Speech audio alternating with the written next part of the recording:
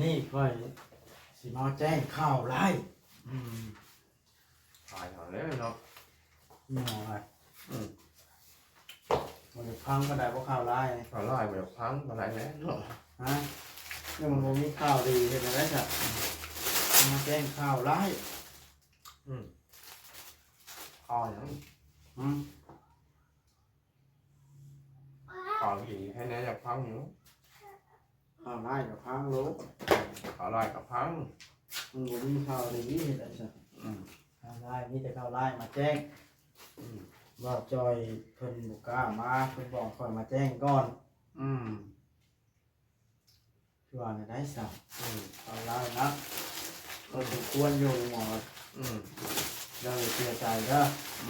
มันเกิดหรออย่าลืมกดติดตามเพื่อเป็นกำลังใจให้ผมด้วยนะครับทุกคนขอบคุณมากๆครับพี่น้องไอ้ดูเปิดภาพขึ้นกับมาฮอดเทือนท่านหมอแล้ว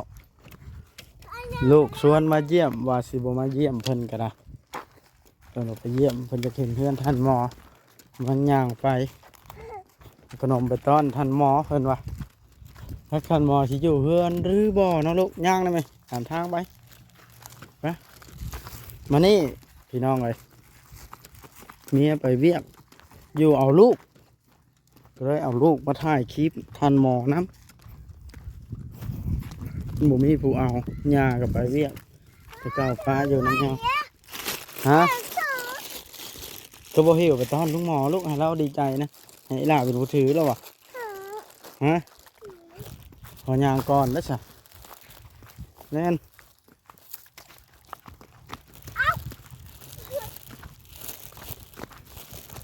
มาสิอยู่บ่ละ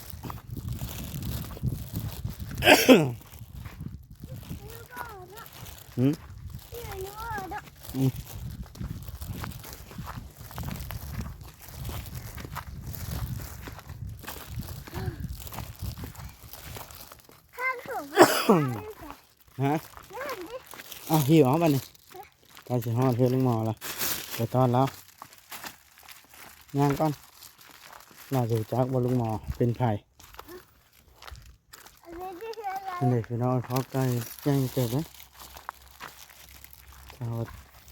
มันมาแจ้งข่าวเราเลย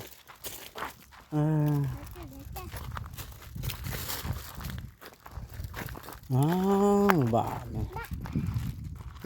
ย่างนอนกลนรัดธาตุต่อใช้ลุงหมอคนไหนส่วนไหนนี่ย่างกลับไปห้องเราได้ไหม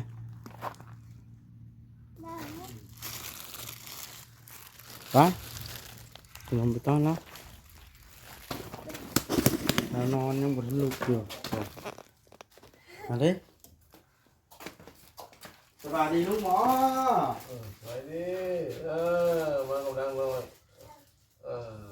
มากำลังเก่าเลยเอาไปลงไปแล้วใช่ไหมป้านี่แหละนะลุกฝนตกเนาะฮอดยามฝนอีกแล้วเนาะแล้วกามาลำพ่อมันอ่ะแม่นแต่มาถึงไปเรียกเดี๋ยวมาแล้วก็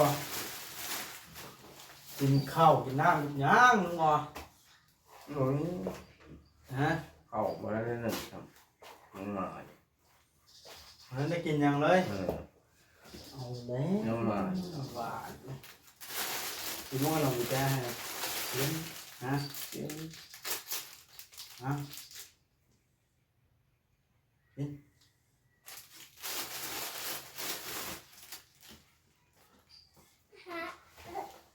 มันนี่ค่อยสิมาแจ้งข่าวร้ายตายหาแล้วเนาะนี่หน่อยมันจะพังก็ได้เพราะข่าวร้ายข่าวร้ายแบบพังมาหลายแล้วเนาะฮะนี่มันบ่มีข่าวดีเห็นไหมจ๊ะมาแจ้งข่าวร้ายข่าวอย่างข่าวผีให้แน่จะพังอยู่ ข่าวร้ายกับพังโลก ข่าวร้ายกับพัง มันบ่มีข่าวดีๆเฮ็ดได้ซะ อืม ข่าวร้ายมีแต่ข่าวร้ายมาแจ้ง อืม ว่าจอยเพิ่นบ่กล้ามาเพิ่นบอกข่อยมาแจ้งก่อน อืม คือว่าได้ซะ อืม ข่าวร้ายนะ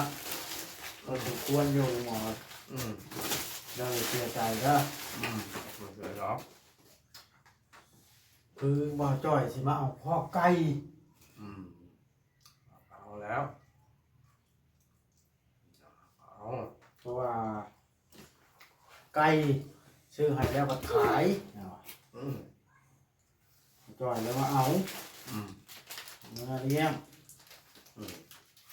ใหญ่ทางบ่จอยเป็นผู้สร้าง อืม ตามกระคัดคืนผู้ใหญ่บ่ได้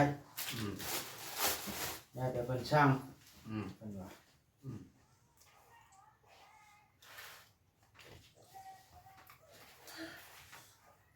หาหนูมีกลิ่นเนาะไก่กับเมียงเกลือคนกับมีกลิ่นวันนี้นะนี่ยังไม่ได้กินข้าวแต่เช้า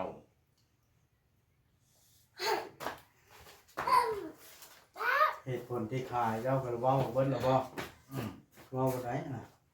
อ้าวมันมีไก่กับเมียงเกลือคนกับมีกลิ่นนี่ก็ไม่ได้กินข้าวเช้าจำอยู่นะข้าวกับคนหามาให้ข้าวชุบ ให้มา บริโภคนะข้าวสาร เอาหลวงพ่อมาให้ มันกินข้าวแต่เช้ามันไม่ได้กินเบิ้งว่าไปอย่ามาให้ ข้าวร้ายพอสมควรเนาะ มันมีกลิ่นข้าวของนี้เรากินของนี้ให้กินมาให้ หลายตัวลุงหมอเด้ แต่ยังไม่ได้ ตัวลุงหมอเด้ แต่ยังไม่ได้นั่นน่ะ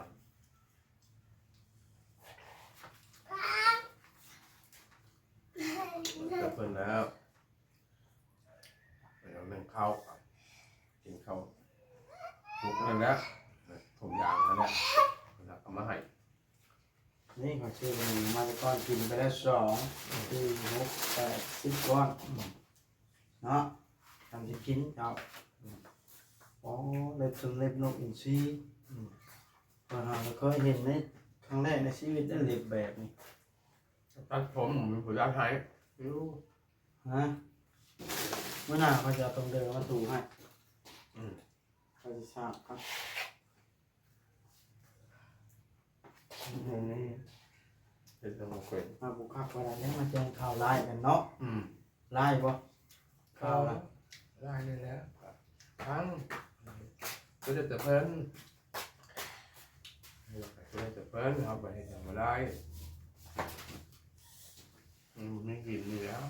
ไก่ผมเห็นกินคนผมเห็นกินกินได้เดี๋ยวนี้ก็ยังนี่ไม่ได้กินข้าวได้แต่เช้า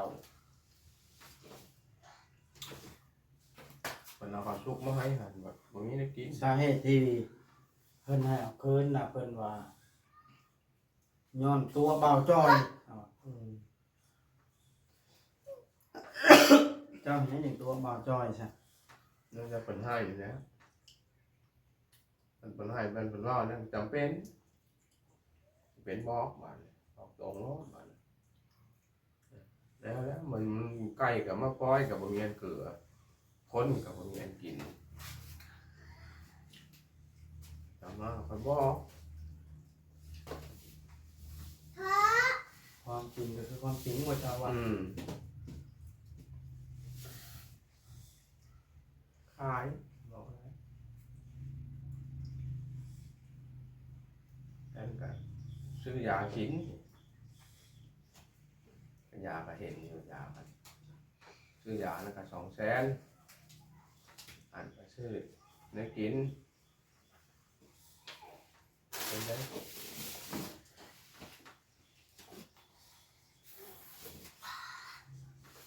แก้ไปทุกอย่างขอไก่ที่บอกว่าจ้อยป่ะ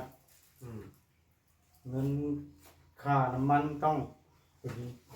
500,000ไปกลับจังได้แก้เมื่อบ้านบ่จ้อยเนาะคือบ่เฮ็ดเอาไหมเนาะโทรหาบ่จ้อยก่อนสิได้ปรึกษากับบ่จ้อยใหม่แล้ว เ มาให้เรื่องนี้ก็สิเรื่องต่อนี้ เขาเป็นซื้อเป็ดมาเลี้ยงบ่ อืม หือ เป็นมาเรื่องก็ นั่นแหละมาจอยกะเราก็ทำตามผู้ใหญ่ผู้ช่างเราอะเราให้คอยมาแจ้งก้อนนะ อืม ฟังเบิ่งนี่นะเถื่อผู้ใหญ่เพิ่นเปลี่ยนใจเนาะ อืมช่วงนั้นไก่กับเงาแน่บัดไก่กับเมียกินคนกับเมียกินได้อะเป็นบ่ได้เป็นเลย เงาบ่ชาวบ้าน อืม มา บ่มีเงินกินเลย แหงสิบ่มีผู้เบิ่งเจ้าบ้านเนาะ อืมข้าวก็บ่มีเลย ผู้เคยชื่อไก่ชื่อกาให้แล้วบัดแฮงสร้างเจ้าซ้ำบ้าน อืม แฮงมีซ้ำนี้ก็ให้ทีบขึ้นเจ้าบ้าน อืม มีผู้สร้างบ้านนี่เนาะ อืม ก็มาแจ้งข่าวร้ายแล้ว อืมมันเป็นเลยเฮ็ดจังบ่เป็นเลยว่าเนี่ยกันเจ้าน้อย ก็เห็นว่าบ่มีข่าวดีตัวมึง อืม ได้ไปซื้อขนมมาต้อนเล็กน้อยแล้วก่อนกระดาษเจ้ากับหมู่ว่าโอ้เงินเดือนไปออกก็จะกลายไปพ่อรถเบิดของมือนี่ อืม จนสิบ่ได้ใช้เงินหรอกตำรวจเอารถออกมาบัดแฮงบ่มีแนวแล่นเวียกเนาะ อืม ใจเลยอันนี้ฝนตกมาได้เลย อืมตกมาให้ฝนตกมาแรกๆบ่มีข้าวกินข้าวกินก็เบิดไม่กินก็บ่มีเดี๋ยวนี้ข้าวมันไล่มาบาด ข้าวมันร้าย อืมต้องได้เฮ็ดบาด อืมทุกข์ใจระวังข้าวร้ายนะ อืมคือว่านั่นคือมันเข้าเนี่ยน้ำฝนนะเป็นน้ำห้านเข่า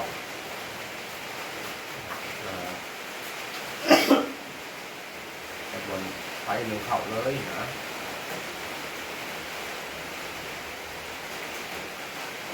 คือมันย่ำฝนแล้ว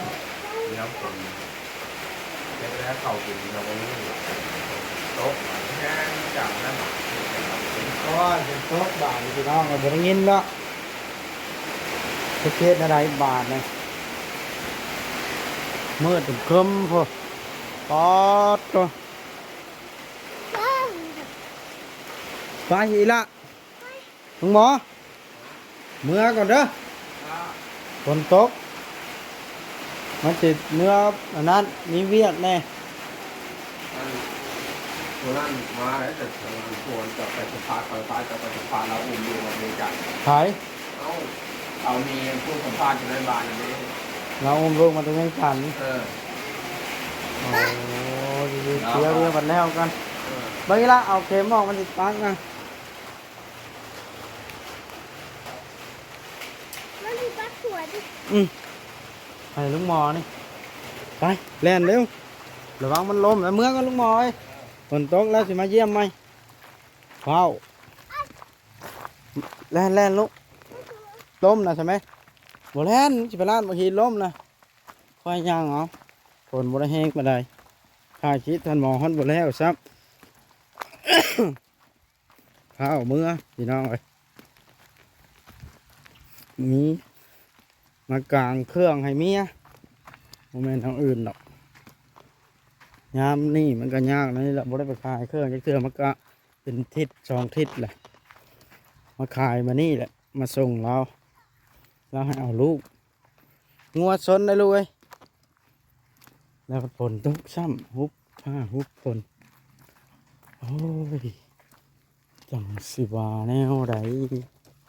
บาดเนี่ยเครื่องกับข้างสต็อกวิทยามหนาวแล้วบ่มีฮอตผู้สิซื้อบาทโอ้ยจักสิว่าแนวใดและพี่น้องเลยจะเขาสิมาเอาคืนมื้อใดรถก็ได้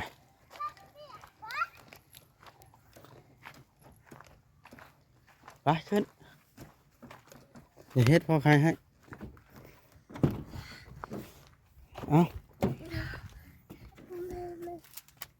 ขึ้นแล้วปั๊บไปฮอดแม่คนน้อยสุดท้ายให้เบิ่งอีกผลทำเครื่องเราเบิ่งแล้วบ่เนาะต่อพี่น้องเอ้ยออกจากเครื่องหมอแล้วว่าสิมาเก็บเครื่องบ่มีเวลาถ่ายให้พี่น้องเบิ่งเลยครบผลเลยผลนักฮุบห่อใส่ผ้ายางดำก็เปียกเบิดแล่นมาพี่น้องเอ้ยเราก็ล่างเกือบบอดทันพอใส่ผ้าบัดตำเจ้ามาเทือนเลยเทือนเบาเลยทางหน้าฝนทำยังไงลูกเมียแล่นเข้าในเบิดแล้วต่อโทษโทษพี่น้องเลยยามฝน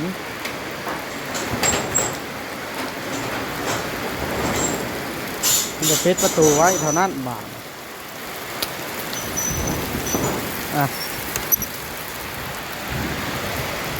ฝนแห้งอีหลี